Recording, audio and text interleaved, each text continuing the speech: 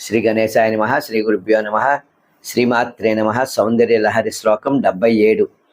యదేతత్ కాళింది తను తరతరంగాకృతి శివే కృసే మధ్యే కించిజ్జనని తవ యద్భాతి సుధియాం విమర్దాదన్యోన్యం కుచకలసయోరంతరగతం తనూభూతం వ్యోమ ప్రవిశదివనాభిం కుహరిణీం.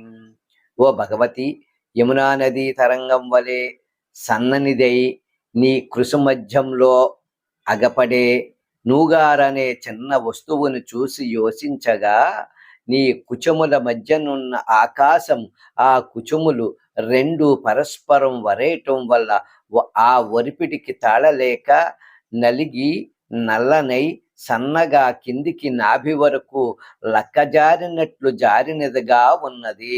శ్రీమాత్రే నమః.